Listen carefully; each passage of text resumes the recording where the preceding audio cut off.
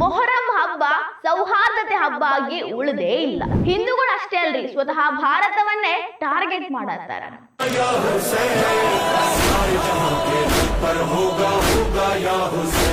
ಭಾರತದ ತ್ರಿವರ್ಣ ಧ್ವಜಕ್ಕೆ ಅವಮಾನ ಮಾಡೋ ಕೆಲಸ ಮೊಹರಂ ಹಬ್ಬದ ದಿನ ನಡೆದೈತಿ.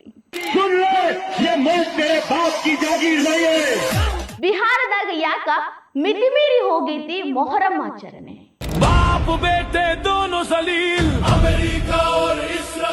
ಭಾರತವನ್ನ ಇಸ್ಲಾಮಿಕ್ ಕಂಟ್ರಿ ಮಾಡೇ ಮಾಡ್ತೀವಿ ಅನ್ನೋ ಈ ಮತಾಂಧರಿಗೆ ಏನೇ ಟ್ರೀಟ್ಮೆಂಟ್ ಕೊಡಬೇಕು? ಭಾರತದಾಗ ಮೊಹರಂ ಹಬ್ಬ ಬಹಳ ಶಾಂತಿಯುತವಾಗಿ ಆಚರಣೆ ಆಗಬೇಕಾಗಿತ್ತು.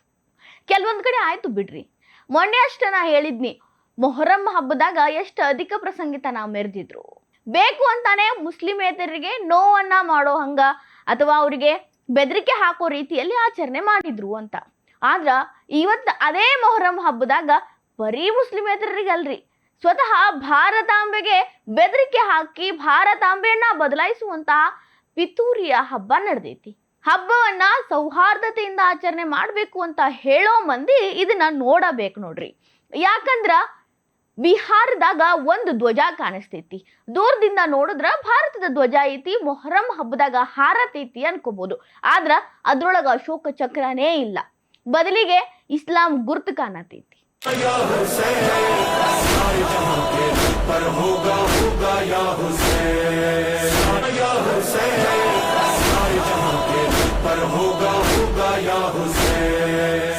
ಏನು ಸಂದೇಶ ಕೊಡ್ಬೇಕು ಅನ್ಕೊಂಡಿದ್ರು? ಭಾರತದ ಹೆಸರನ್ನೂ ಬದಲಾಯಿಸಿ ಇಸ್ಲಾಂ ಕಂಟ್ರಿಯನ್ನಾಗಿ ಮಾಡೋದೇನು? ಈಗಾಗಲೇ ಇದರ ಮೇಲೆ ಕೇಸ್ ದಾಖಲು ಮಾಡ್ಯಾರ, ಅರೆಸ್ಟ್ ಕೂಡ ಮಾಡ್ಯಾರ. ಭಾರತ ಧ್ವಜವನ್ನ ಈ ರೀತಿ ತಯಾರು ಮಾಡಿ ಕೊಟ್ಟವ್ರು ಯಾರು ಅನ್ನೋ ಇನ್ವೆಸ್ಟಿಗೇಷನ್ ಕೂಡ ನಡೆಸ್ಯಾರ.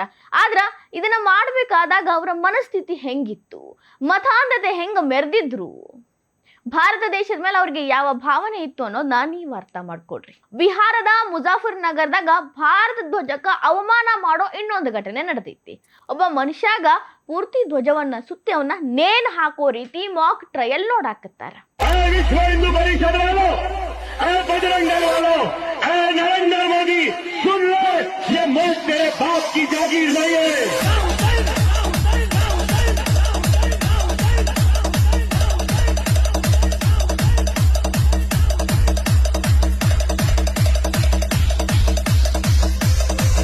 अगर एक हिंदू माथे पे तिलक लगा के घूम सकता है.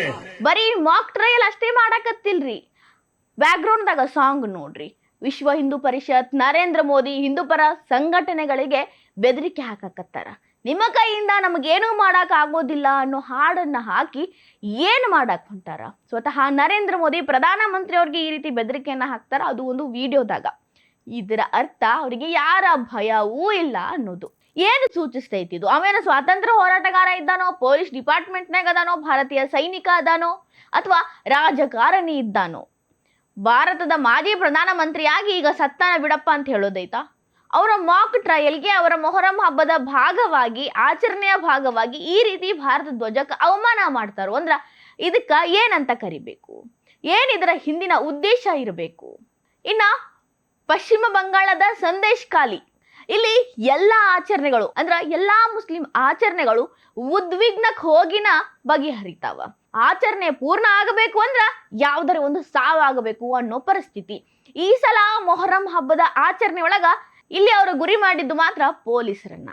ಪೊಲೀಸರಿಗೆ ರಕ್ತ ಬರೋ ರೀತಿ ಅವರ ಮೇಲೆ ಆಕ್ರಮಣ ಮಾಡ್ಯಾರು. ಪೊಲೀಸರು ಅವ್ರಿಗೆ ಸೆಕ್ಯೂರಿಟಿ ಕೊಡಕ್ ಹೋಗಿದ್ರು, ಅವರ ಹಬ್ಬ ನಿರ್ವಿಘ್ನವಾಗಿ ಆಚರಣೆ ಆಗ್ಲಿ ಅಂತ ಹೇಳಕ್ ಹೋಗಿದ್ರು. ಆದ್ರೆ ನಡೆದಿದ್ದೇನು? ಸ್ವತಃ ಪೊಲೀಸರ ತಲೆ ಒಡೆದು ರಕ್ತ ಬರ್ಸಿದ್ರು. ರಕ್ತ ಸಿಕ್ತವಾಗಿ ಒಬ್ಬ ಪೊಲೀಸ್ ಅವರಿಂದ ತಪ್ಪಿಸ್ಕೊಂಡು ಓಡ್ಬೇಕಾಯ್ತು. ಎಂತ ಪರಿಸ್ಥಿತಿ ಅಲ್ಲಿ ನಿರ್ಮಾಣ ಆಗಿತ್ತು? ಪೊಲೀಸರಿಗೆ ಈ ಗತಿ ಆದ್ರ ಭಾರತದ ಪ್ರಜೆಗೆ ಏನ ಗತಿ?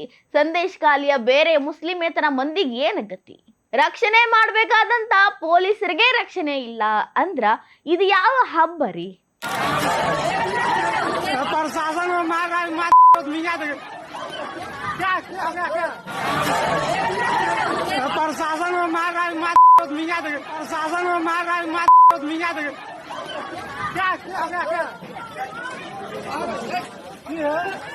बैठिए ಹಬ್ಬಗಳು ಯಾವ ರೀತಿ ಆಚರಣೆ ಆಗಬೇಕು, ಯಾರಿಗೂ ಕೂಡ ತೊಂದರೆ ಆಗ್ಬಾರ್ದು, ಆ ರೀತಿ ಆಚರಣೆ ಆಗಬೇಕು. ಆದ್ರೆ ಇಲ್ಲಿ ಯಾವ ರೀತಿ ಹಬ್ಬ ಆಚರಣೆ ಆಗೈತಿ ನೋಡ್ರಿ. ಇದು ಬಿಹಾರದ ಘಟನೆನ. ಒಂದು ಬ್ಯಾರಲ್ ಐತಿ, ಅದ್ರೊಳಗ ಅಕ್ಷರಶಃ ಒಬ್ಬ ಮನುಷ್ಯನನ್ನ ಸುಡಾಕತ್ತಾರ.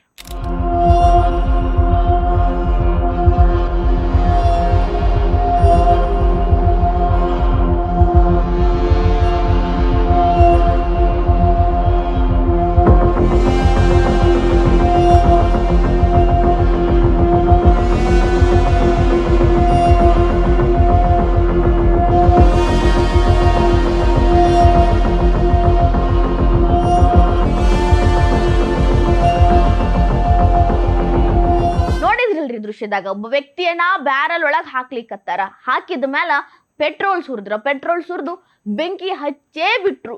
ಆ ವ್ಯಕ್ತಿಯ ಪರಿಸ್ಥಿತಿ ಯೋಚನೆ ಮಾಡ್ರಿ, ಏನಾಗಿರ್ಬೇಕು. ಆ ವ್ಯಕ್ತಿ ಗಾಬರಿಯಿಂದ ಎದ್ದು ಹೊರಗೆ ಬಂದ್ರ ಪೂರ್ತಿ ಸುಡ್ಲಿಕ್ಕತ್ತಾನ. ಅವಾಗ ಆರಿಸೋ ಪ್ರಯತ್ನ ಮಾಡಕತ್ತಾರ. ಇದ್ಯಾವ ರೀತಿ ಆಚರಣೆ? ಹಬ್ಬ ಒಬ್ಬರಿಗೆ ತೊಂದರೆ ಕೊಟ್ಟು ಸಾರ್ವಜನಿಕ ಪ್ರದೇಶದಾಗ ಸಾರ್ವಜನಿಕರ ಮಧ್ಯದಲ್ಲಿ ಏನು ಸಂದೇಶ ಕೊಡಕತ್ತಾರ? ಬೆಂಕಿ ಹಚ್ಚಿ ಯಾರನ್ನ ಸುಡ್ಬೇಕು, ಅದು ಯಾರು ಅನ್ಕೊಂಡು ಸುಟ್ರು, ಅಥವಾ ಇದು ಯಾವ ಆಚರಣೆ? ಯಾರು ಇದನ್ನ ಬೆಳೆಸ್ಕೊಂಡು ಬಂದ್ರು? ನಿಜವಾಗ್ಲೂ ಇದು ಮೊಹರಂ ಆಚರಣೆಯ ಭಾಗ ಆಗಿದ್ರೆ ದೇಶದಾದ್ಯಂತ ಇದೇ ರೀತಿ ಆಚರಣೆ ಆಗಬೇಕು. ಕೆಲವೊಂದು ಕಡೆ ಬೇಕು ಅಂತಾನೆ ಈ ರೀತಿ ಆಚರಣೆಗಳು ಯಾಕೆ ನಡಿಲಿಕ್ಕತ್ತಾವ? ಏನ್ ಮೆಸೇಜ್ ಕೊಡಾಕ್ ಹೊಂಟಾರ? ಇನ್ನೊಂದು ವಿಡಿಯೋ ಐತಿ, ಪೊಲೀಸರು ಬ್ಯಾರಿಕೇಡ್ ಹಾಕ್ಯಾರ. ಇಲ್ಲಿ ಅಷ್ಟೇ ನಿಮ್ಮ ಆಚರಣೆ ನಡಿಬೇಕು, ಬ್ಯಾರಿಕೇಡ್ ದಾಟಿ ನೀವು ಬರಬಾರ್ದು ಅಂತ. ಬೇಕು ಅಂತ ನಮ್ಮ ಮೊಹರಂಗೋಸ್ಕರ ಏನೊಂದು ತೇರಿನ ತರ ರೆಡಿ ಮಾಡ್ಕೊಂಡಿರ್ತಾರಲ್ಲ, ಅದನ್ನ ಹೊತ್ಕೊಂಡು ಸ್ವಲ್ಪ ಮಂದಿ ಬ್ಯಾರಿಕೇಡ್ ಮೇಲೆ ಹತ್ತಿ ಪೊಲೀಸರ ಮೇಲೆ ಹಲ್ಲೆ ಮಾಡೋ ಪ್ರಯತ್ನ ಮಾಡಿದ್ರು.